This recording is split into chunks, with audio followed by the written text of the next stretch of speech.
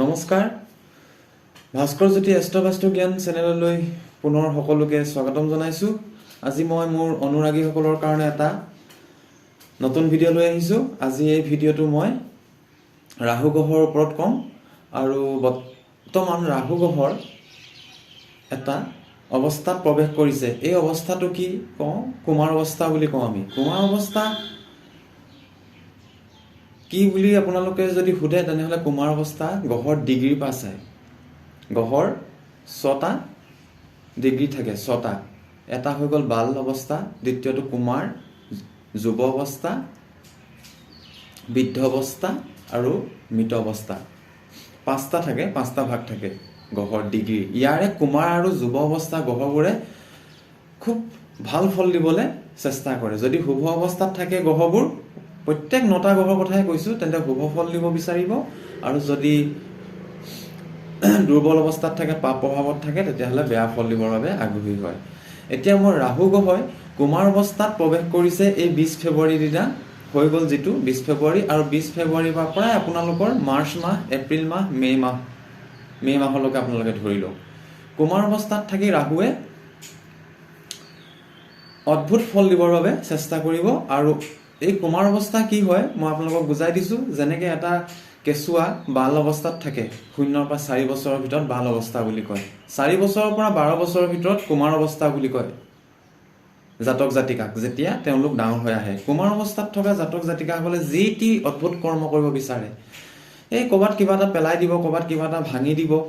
পিতৃ মাতৃয়ে দেখিব যে এইটো ইয়াত পেলাই থৈছে, কোনে কৰিলে, ঘপককৈ সেই নিজৰ কন্যা বা পুত্ৰলৈ মনত পৰিব যে সিয়ে এইটো কৰিছে। কাৰণ কুমাৰ অৱস্থাত যি টি কৰিব বিচাৰে।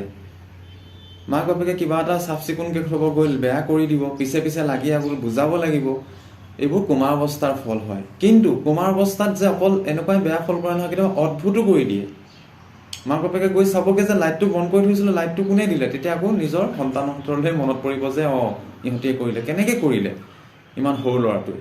সেয়াই হৈছে অদ্ভুত ফল দিয়া ৰাহুৱে। ঠিক যিদৰে কুমাৰ অৱস্থাত বয়সত থকা আমাৰ জাতক জাতিকাসকলে কেতিয়াবা মাক বাপেকক অকস্মাত অদ্ভুত ফল দিয়ে। ভাল ফলো দি দিয়ে খুব, আৰু কেতিয়াবা খুব বেয়া ফলো দিব পাৰে। সেইকাৰণে মই ৰাহুৰ কুমাৰ অৱস্থাত থকা এই ফলাদেশটো মে' মাহলৈকে কোনকেইটা ৰাশিক কি ফল দিব মই সেই বিষয়ে ক'ব বিচাৰিছোঁ। মই পোনপ্ৰথমে ভাল ফল দিব পৰা ৰাশিকেইটা কৈ লওঁ। আৰু সেইটো প্ৰথম ৰাশিটোৱে মই ধৰিছোঁ মকৰ ৰাশি। আপোনালোকে ৰাশিৰ পৰা চাব, ৰাশিৰ পৰা চালে আপোনালোকে গোটেই কথাখিনি গম পাব। মকৰ ৰাশিৰ জাতক জাতিকাসকলৰ যিহেতু 3য় স্থানত আছে সামাজিক মাধ্যমৰ যোগেদি উন্নতি। সামাজিক মাধ্যম মানে ছ'চিয়েল মিডিয়া, যিকোনো ছ'চিয়েল মিডিয়া ছাইট আপোনালোকৰ উন্নতি আছে। আপোনালোকৰ পৰাক্ৰমটো বৃদ্ধি পাব। আপোনালোকে পৰাক্ৰমে কৰ্ম কৰিলে উন্নতি হ'ব। পৰাক্ৰম কৰিলে আপোনালোকৰ ধন উপাৰ্জন হ'ব। মকৰ ৰাশিৰ জাতক জাতিকাসকল, সমগ্ৰ পৃথিৱীৰ যিসকল মকৰ ৰাশিৰ জাতক জাতিকা আছে, কিমান কোটি কোটি জাতক জাতিকা আছে, কিমান কোটি কোটি মানুহ আছে, মকৰ ৰাশি আৰু জাতক জাতিকাসকলৰ ৰাহুৱে ভাল ফল দিবলৈ আপ্ৰাণ চেষ্টা কৰিব এই কুমাৰ অৱস্থা। মকৰ ৰাশিসকলৰ ৰাজনীতি কৰাসকলৰো ভাল, কৰ্মই ধৰ্ম এনেকুৱা ধৰণৰ এটা মনোভাৱ আহিব। পৰাক্ৰম বৃদ্ধি হৈয়ে ধন উপাৰ্জন কৰিব পাৰিব। মই আজি আপোনালোকৰ ভাল ফলখিনিয়ে কৈছোঁ। ইয়াৰ মাজতে দুৰ্বলতা কিছুমান থাকিব, সেইবোৰ আপোনালোকৰ আজি মই বিশেষ নকওঁ, ভিডিঅ'টো বৰ বেছি দীঘল নকৰোঁ। তাৰ পিছৰ ৰাশিটোৱে মই কৈছোঁ আপোনালোকৰ বৃষ ৰাশি। বৃষ ৰাশিৰ একাদশ স্থানত থাকিব। উপাৰ্জনৰ ক্ষেত্ৰত হাবাথুৰি খাব, উপাৰ্জনো হ'ব। উপাৰ্জন যিকোনো উপায়ে কৰিব বিচাৰিব, লাগিলে সেয়া সঠিক পথতে হওক বা আপোনালোকৰ অবৈধ ক্ষেত্ৰতে হওক। মানে আপোনালোকৰ নীতি নিয়মৰ বাহিৰতে লাগিলে উপাৰ্জন হওক বা আপোনালোকৰ নীতি নিয়মৰ ভিতৰতে উপাৰ্জন হওক, যিকোনো ক্ষেত্ৰত উপাৰ্জন কৰিবলৈ মন যাব আৰু সফলতাও পাব। উপাৰ্জনৰ ক্ষেত্ৰত বহুত ভাল, উন্নতি হ'ব, মহত্বাকাংক্ষা বাঢ়িব আপোনালোকৰ, ধন উপাৰ্জন হ'ব। কিন্তু সম্ভৱত প্ৰেমত মতভেদটো থাকিব পাৰে। মই বৃষ ৰাশি কথা ক'লোঁ। আৰু মিথুন ৰাশিসকলৰ কৰ্মক্ষেত্ৰত বহুত ভাল, ৰাজনীতি কৰাসকলৰ বহুত ভাল, সামাজিক কামত যিসকল জড়িত আছে বহুত সুবিধা হ'ব, সহায় সুবিধা কৰিব ৰাহুৱে। ধনৱান হ'ব আৰু আপোনালোকৰ কৰ্মক্ষেত্ৰত স্থান পৰিৱৰ্তন হ'ব পাৰে, যিটো আমি ট্ৰেন্সফাৰ বুলি কওঁ। কিন্তু শুভ, আপোনালোকে ইমান চিন্তা কৰিবলগীয়া কোনো কাৰণ নাই। ৰাহুৱে ভাল ফল দিবলৈ আপ্ৰাণ চেষ্টা কৰিব কৰ্মক্ষেত্ৰতো, অদ্ভুত মানে আপোনালোকৰ কৰ্মক্ষেত্ৰত। তাৰ পিছৰটো হৈছে তুলা ৰাশি। তুলা ৰাশিসকলৰ শত্ৰু নাশ কৰিব। বিদেশ ভ্ৰমণ হ'ব পাৰে, বেলেগৰ লগত কিন্তু ধন খৰচ হ'ব পাৰে। খালি আপোনালোকৰ এটাই কথা, স্বাস্থ্যৰ প্ৰতি যত্ন ল'ব। ৰোগ ভয় এটা দেখা পোৱা গৈছে, কিন্তু আপোনালোক খুব ধৈৰ্যৱান হ'ব এই সময়খিনিত। শত্ৰুনাশ, ধৈৰ্যৱান, ধন বেলেগৰ কাৰণে খৰচ হ'ব পাৰে বা যিকোনো ক্ষেত্ৰত খৰচ হ'ব পাৰে। শত্ৰুক পৰাস্ত কৰিব পাৰিব, খালি স্বাস্থ্যৰ প্ৰতি অলপ সাৱধান হ'ব তুলা ৰাশি। এই 4টা ৰাশিৰ কাৰণে মই খুব ভাল ক'লোঁ। মকৰ, বৃষ, মিথুন আৰু তুলা ৰাশি, এই 4টা ৰাশিক ৰাহুৱে অদ্ভুত ফল দিব বিচাৰিব। আপোনালোকে কৰ্মক্ষেত্ৰত বহুত পৰাক্ৰমী যেন মনোভাৱ হ'ব। ৰাহুৰ যদি দশা, মহাদশা, অন্তৰ্দশা চলি আছে, এই ফলটো পাবই। ইয়াৰ পিছৰ মই ৰাশিখিনিৰ কথা কৈছোঁ, যিখিনিৰ কাৰণে অলপমান আপোনালোকৰ এই 4টাৰ সমান ফল নিদিব। কাৰণ মই কৈ অহা এই 4টা ৰাশিৰ কাৰক স্থানত ৰাহু বহি আছে, আৰু কোনোবা দুটামান ৰাশিৰ বিশিষ্ট কাৰক স্থানত বহি আছে। কাৰক আৰু বিশিষ্ট কাৰক স্থানত যেতিয়া বহি থাকে যিকোনো গ্ৰহই ভাল ফল দিয়ে। ইয়াৰ পিছৰ ৰাশিটো কৈছোঁ মই মেঘ ৰাশি। মেঘ ৰাশি কি হ'ল? বিদেশত থকাসকলৰ কাৰণে ভাল। কোৰ্ট কাছাৰীৰ ক্ষেত্ৰত ধন টকা পইচা খৰচ হ'ব পাৰে, বেলেগৰ কাৰণেও ধন টকা পইচা খৰচ হ'ব পাৰে। কিন্তু আপোনালোকৰ এটাই ভাল, পৰোপকাৰী হ'ব। অদ্ভুত গুণ এটা দেখা পোৱা যাব, লোকক সহায় কৰিবলৈ মন যাব আপোনালোকৰ। খালি কোৰ্ট কাছাৰীৰ পৰা সাৱধান। আৰু বিদেশ যাত্ৰা হ'ব পাৰে। বিদেশ যাত্ৰা হ'লে আপোনালোকৰ ধন খুব ব্যয় হ'ব। আৰু বিদেশ যাত্ৰা কৰিলে সাৱধানেৰে গোটেই দিন বাৰ নক্ষত্ৰ কাল চাইহে বিদেশ যাত্ৰা কৰিব, নহ'লে বিদেশ যাত্ৰাৰ ক্ষেত্ৰতো বাধা বিঘিনি পাব। কিন্তু যিসকলে বিদেশত গৈ সংস্থাপন হৈ আছে তেওঁলোকৰ কিন্তু ভাল, বিদেশত গৈ থকাবোৰো ভাল। কিন্তু এতিয়া বিদেশ যাত্ৰা কৰাসকলৰ কিন্তু অলপ বাধা বিঘিনি পাইহে আগবাঢ়িব লাগিব। ইয়াৰ পিছৰটো কৈছোঁ কৰ্কট ৰাশি। কৰ্কট ৰাশিৰ ক্ষেত্ৰত ৰাহুৱে বৰ্তমান ধৰ্মৰ পৰা বিচ্ছিন্ন কৰিব, নাস্তিক প্ৰবৃত্তিৰ হ'ব আপোনালোক। পিতাৰ লগত মতানৈক্য হ'ব, পিতৃৰ স্বাস্থ্যৰ ক্ষেত্ৰত অলপমান বাধা বিঘিনি পাব। আপোনালোকে ভগৱান, ধৰ্ম কি সেই ক্ষেত্ৰত বিশ্বাস কৰিবলৈ টান পাব। কৰ্ম কৰি যাবলৈ মন কৰিব আপোনালোকে খুব।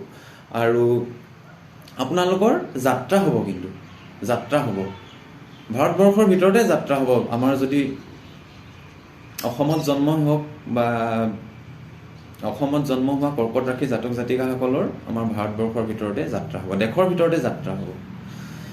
সিংহ ৰাশিৰ ক্ষেত্ৰত মই কৈছোঁ অভূতপূৰ্ব বুদ্ধিমান দিব, বুদ্ধি খুব সৃষ্টি কৰিব। এইখিনি বুদ্ধি ঘপককৈ আহিব, কিন্তু স্বাস্থ্যৰ ক্ষেত্ৰত সাৱধান হ'ব। ৰোগ ভয় এটা আপোনালোকৰো দেখা পোৱা গৈছে। ইয়াৰে ভিতৰত অলপ কেতিয়াবা সৰু সুৰা 2-এটা দুৰ্ঘটনা হ'ব পাৰে সিংহ ৰাশিসকলৰ, জাতক জাতিকাসকলৰ। আৰু কন্যা ৰাশি জাতক জাতিকাসকলৰ যিসকল বিবাহিত, দাম্পত্যত মতভেদ, দাম্পত্য খুব সুখী নহয়। লম্পট স্বভাৱ চৰিত্ৰৰ হ'ব, তাৰমানে লোকক ঠগি মেলি খাবলৈ বিচাৰিব। কাৰোবাৰ পৰা ধন টকা পইচা খুজি আনিব, কিন্তু আপোনালোকে সেই ধন টকা পইচা আকৌ ঘূৰাই নিদিব। এনেকুৱা এটা মনোভাৱ আহিব কন্যা ৰাশিৰ জাতক জাতিকাসকলৰ। কিন্তু বেলেগক সহায় কৰিব বিচাৰিব, আৰু চৰিত্ৰ কিন্তু সন্দেহযুক্ত হ'ব কন্যা ৰাশিৰ জাতক জাতিকা। সেইকাৰণে দাম্পত্য ক্ষেত্ৰত বাধা বিঘিনি পাব। বৃশ্চিক ৰাশি জাতক জাতিকাসকলৰ বৰ্তমান ভাগ্যৱান হ'ব, প্ৰেমত খালি বাধা পাব, আৰু কূটনীতি কৰিবলৈ মন যাব। বুদ্ধি তীব্ৰ হ'ব বৃশ্চিক ৰাশিসকলৰ। বুদ্ধি তীব্ৰ হোৱাৰ লগে লগে খুব টেঙৰ মনোভাৱ এটা ভিতৰত আহিব, আৰু তেতিয়া কূটনীতি কৰিব, বেলেগক ঠগি হ'লেও উপাৰ্জন কৰিব। পেটৰ ক্ষেত্ৰত অলপ সাৱধান হ'ব, পেটৰ ৰোগ হ'ব পাৰে, আৰু স্বাস্থ্যৰ ক্ষেত্ৰত সাৱধান হ'ব। ধনুৰাশিসকলৰ দাম্পত্য জীৱনটো ভাল নহয়। দাম্পত্য জীৱনো ভাল নহয়, ঘৰুৱা পৰিৱেশ মংগলময় নহয়। ঘৰৰ পৰা বাহিৰত থাকিবৰ বাবে মন যাব। আপোনাৰ কিবা এটা বদনামো ওলাব পাৰে। আপুনি যিমানখিনি কাম কৰিব সিমানখিনি ভাল নহ'ব, আপোনাৰ বদনাম উলিয়াবও বিচাৰিব পাৰে কোনোৱে। আৰু মাকৰ স্বাস্থ্যৰ ক্ষেত্ৰত অলপ সাৱধান হ'ব, আৰু মাকৰ লগত মতানৈক্য হ'ব পাৰে। ঘৰুৱা পৰিৱেশটো ইমান ভাল নহয় ধনুৰাশিসকলৰ। কুম্ভ ৰাশিসকলৰ কি হ'ব? ৰাগিয়াল দ্ৰব্যৰ প্ৰতি সেৱন কৰিবলৈ মন যাব, টবাকো খাবলৈ মন যাব, মিছা কথা ক'বলৈ মন যাব। মিছা কথা কৈয়ে খুব কথা ক'বলৈ মন যাব। মিছা কথা কৈয়ে মিছা কথাটো সঁচা কৰি প্ৰমাণ কৰি দিব পাৰিব। ইমান অদ্ভুত শক্তি আহি যাব মুখত, আৰু যি টি খাবলৈ মন যাব। ব্যৰ্থ খৰচো হ'ব, আৰু যি টি খোৱা মানে ৰাগিয়াল দ্ৰব্য, টবাকো মই কৈছোৱে, সঁচা মিছা কথা কৈ কথাষাৰ সঁচা কৰি পঠিয়াই দিব। এনেকুৱা এটা অদ্ভুত গুণ আহিছে, আৰু খুব কথা ক'বলৈ মন যাব।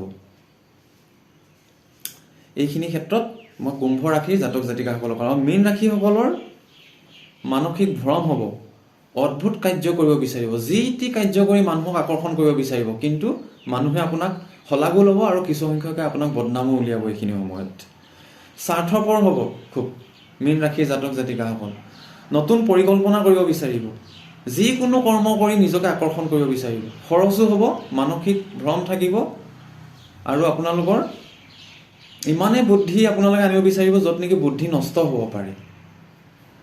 এই ৰাহুৱে এই কুমাৰ অৱস্থাত এই 8টা ৰাশিক এইকেইটা ফল দিব। আৰু ভাল ফল দিয়া ৰাশিকেইটা মই ক'লোৱে আপোনালোকক, মকৰ ৰাশি ক'লোঁ, তুলা ৰাশি ক'লোঁ, বৃষ ৰাশি ক'লোঁ আৰু মিথুন ৰাশি ক'লোঁ। এইকেইটাক ভাল ফল দিব ৰাহুৱে। তথাপিও সাৱধান হ'ব, স্বাস্থ্য পাতিৰ ক্ষেত্ৰত বা এনেকুৱা ধৰণৰ অলপ নিজেও সাৱধান হ'ব, কিন্তু ৰাহুৱে ভাল ফল দিব। আৰু বাকী 8টা ৰাশিৰ কথা ক'লোঁ, এইখিনিক ৰাহুৱে মই যি ফল দিব কৈ আহিলোঁ। ৰাহু কি হয় গম পাইছে নাই? ৰাহু আপোনাৰ দুৰ্ঘটনা কাৰক হয়, ৰাহু আপোনালোকৰ টবাকু হয়, ৰাহু ৱাইন হয়, ৰাহু ৰাগিয়াল দ্ৰব্য হয়, ৰাহু দীঘলীয়া বেমাৰৰ কাৰক হয়, ৰাহুৱে বেলেগ জাতিৰ লগত বিবাহ কৰায়, ৰাহুৱে বিদেশ ভ্ৰমণ কৰায়, ৰাহুৱে বিদেশত কৰ্মসংস্থাপন কৰায়, ৰাহুৱে জেল যাত্ৰা কৰায়, ৰাহুৱে বায়ু যাত্ৰা কৰায়, যিটো আমি আকাশী যাত্ৰা বুলি কওঁ, ফ্লাইটৰ যোগেদি যিটো যাত্ৰা হয়, ৰাহুৱে ৰেল যাত্ৰাও কৰায়। ৰাহু বহুত কাৰক আছে, এই কাৰকখিনিৰ বিষয়ে কৈ শেষ কৰিব নোৱাৰোঁ। তথাপিও আপোনালোকে নিজৰ ৰাশিখিনিৰ লগত মিলাই চাব। ৰাহু কুমাৰ অৱস্থাত থাকিব মে'লৈকে, মে'ৰ পিছত ৰাহু যুৱ অৱস্থাত আহিব, তেতিয়াতো আৰু অদ্ভুত ফল দিব। তেতিয়া মই নতুন ভিডিঅ' লৈ আহিম আপোনালোকৰ মাজলৈ। কিন্তু বৰ্তমান ৰাহুৰ যাৰ দশা মহাদশা চলি আছে তেওঁলোকক এইটো ফল দিব। জন্মকুণ্ডলী অধ্যয়ন কৰালেহে প্ৰকৃত ফল পাব। জন্মকুণ্ডলী অধ্যয়ন কৰাবলৈ হ'লে মোক যোগাযোগ কৰিব, ডেছক্ৰিপশ্যনত মোৰ সকলোখিনি দিয়া আছে। আপোনালোকে যোগাযোগ কৰি নিজৰ কুণ্ডলী অধ্যয়ন কৰিব, তেতিয়া আৰু ভাল ফল পাব। আজি মই ৰাহুৰ বিষয়ে এইখিনিয়ে ক'লোঁ। ৰাহু গ্ৰহ অদ্ভুত গ্ৰহ হয়, ৰাহু কুমাৰ অৱস্থাত সোমাইছে, কুমাৰ অৱস্থাৰ বিষয়ে মই ক'লোঁ, আপোনালোকক বিৱৰণ দিলোঁ। আৰু মোৰ ভাস্কৰজ্যোতি এষ্ট্ৰ বাস্তু জ্ঞান চেনেলটো ছাবস্ক্ৰাইব কৰিব, মোৰ এই ভিডিঅ'টো শ্বেয়াৰ কৰি দিব। মই নতুন নতুন ভিডিঅ' পুনৰ লৈ আহিম আপোনালোকৰ সহায় সহযোগিতা সদায় অনুপ্ৰেৰণা যোগাই আহিছে। মই আৰু কেইটামান কণ্টেণ্ট বনাই ৰাখিছোঁ। এটা সময়ৰ ব্যৱধানৰ মূৰে মূৰে মই নতুন ভিডিঅ' আপোনালোকৰ মোৰ অনুৰাগীসকললৈ আগবঢ়াই আহিম। আজিলৈ মই এই ভিডিঅ'টো ইমানতে সামৰণি মাৰিছোঁ। নমস্কাৰ।